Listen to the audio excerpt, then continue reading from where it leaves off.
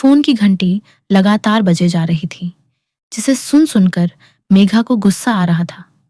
गुस्सा क्यों ना आए? वह अपनी नन्ही सी बेटी अमायरा को सुलाने की कोशिश कर रही थी।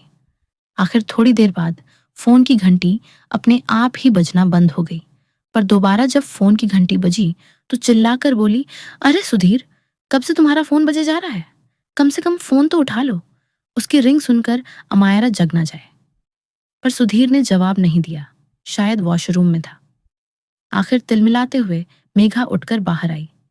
फोन देखा तो मां जी का फोन था, जिसे देख मेघा और ज्यादा आग बबूला हो गई। उसने फोन उठाया नहीं, बल्कि काट कर एक तरफ पटक दिया। इतने में सुधीर भी वॉशरूम से बाहर आ गया। मेघा, किसका फोन था और किसका फोन होगा?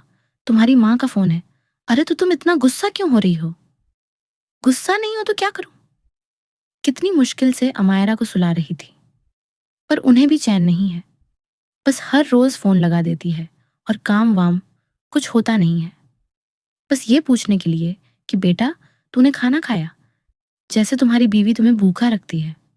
अरे, वो माँ है, उनकी भावनाओं को समझो। यहाँ पर भी एक माँ अपनी बेटी को सुलाने की कोशिश कर रही थी, जबकि मेरी बेटी सिर्फ 1 साल की है और उनका बेटा 28 साल का। अच्छा अच्छा, ठीक है, तुम जाओ अमायरा के पास, मैं माँ से बात करता हूँ। गुस्से में तनतनाती हुई मेघा कमरे में चली गई। पीछे से सुधीर ने माँ को फोन लगाया। हेलो। हाँ माँ, आपने फोन किया था। वो दरअसल मैं वॉशरूम में था, इसलिए। बेटा, तुमने खाना खाया? क्या माँ, तुम हमेशा एक ही सवाल क्यों करती हो? आपको पता है ना, मैं इस समय तक खाना खा लेता हूँ। हाँ जानती हूँ, मेघा तेरा पूरा ख्याल रखती है। बस मन की तसल्ली के लिए तो तुझसे पूछ लेती हूँ। तो हो गई तसल्ली? माँ, अब तुम भी खाना खा लो। तुझे कैसे पता कि मैंने खाना नहीं खाया? बस जानता हूँ माँ, तू मेरे खाए बगैर खाना नहीं खाती। चल ठीक है, फोन रखती हूँ। ठीक है माँ। सुधीर के फोन रखते ही पीछे से मेघा बोली, हो गया दोनों माँ बेटे का भरत मिलाप? हाँ, हो गया। ये क्या हर रोज का ड्रामा है?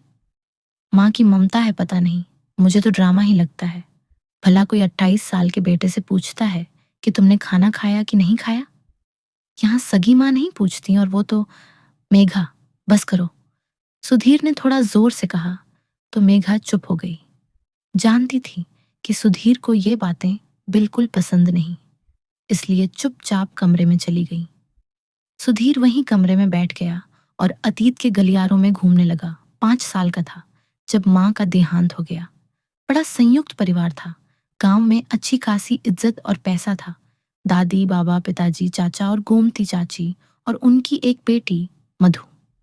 कहते हैं दूसरे बच्चे को जन्म देते समय माँ की मृत्यु हुई थी। न माँ बची और ना ही वो बच्ची। माँ के मरते ही सब लोग पिताजी की दूसरी शादी की बात करने लगे, और माँ के देहांत के 30 दिन बाद ही पिताजी दूसरी माँ ले आए। दूसरी माँ नहीं, दूसरी पत्नी। बहुत मारती थी, बिल्कुल प्यार नहीं करती थी। छोटी छोटी सी गलती पर खाना खाने को ना देती। पर मजाल है, घर में कोई उसके खिलाफ हो जाए, क्योंकि कोई खिलाफ बोल जाए तो सीधा जवाब मिलता था, तुम संभाल लो इसे। दादी बाबा भी कुछ खिलाफ ना बोलते, क्योंकि पिताजी का सिक्का घर में बोलता था। आखिर उन्होंने घर में पोता जो दिया था, जबकि चाचा चाची को ज्यादा बोलने की इजाजत ना थी। उनकी एक बेटी जो थी, चाहे उस पोते की ही शामत क्यों ना आई हो। ऐसे में एक ही सहारा था, गोमती चाची। वो बहुत प्यार करती थी। जब भी उसके पास जाता, सबसे पहला सवाल यही करती, बेटा तुमने खाना खाया? कई बार सौतेली माँ से छुपाकर दरवाजे की ओट के पीछे कुछ खाने को दे देती। कई बार तो सुधीर के लिए सौतेली माँ की गालियां तक खा चुकी थी, पर चुपचाप बर्दाश्त कर लेती है। शुरू शुरू में तो चाचा ने भी खूब डांटा। 1-2 बार तो बेचारी चाची को पीटा भी। पर पता नहीं कैसा मोह था, जो सुधीर और गोमती चाची को ममता की डोर में बांध गया।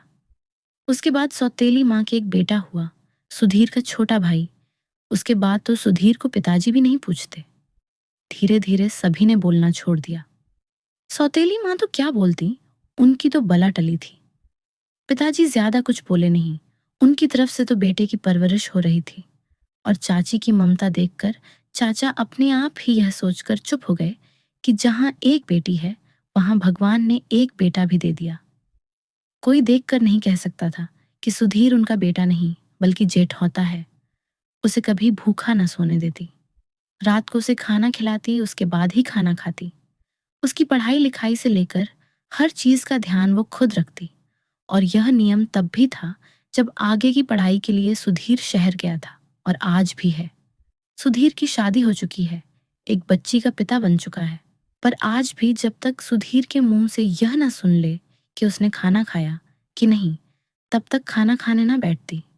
इतने में अमायरा की रोने की आवाज से सुधीर की तंद्रा टूटी और वह कमरे में गया। लाओ मुझे दो, मैं चुप कराता हूँ। तुम रेस्ट कर लो। सॉरी सुधीर, मुझे इस तरह नहीं बोलना चाहिए था। कोई बात नहीं मेघा, तुम तो कुछ भी नहीं कहती। बेचारी मेरी माँ ने तो लोगों की मार तक बर्दाश्त की है। पूरे दिन भर में एक फोन कॉल ही तो है। बस तुम हम माँ बेटे के बीच में मत बोला करो। सच कहा, माँ माँ होती हैं, और माँ बनने के लिए जन्म देना तो जरूरी नहीं, ममता का होना जरूरी है।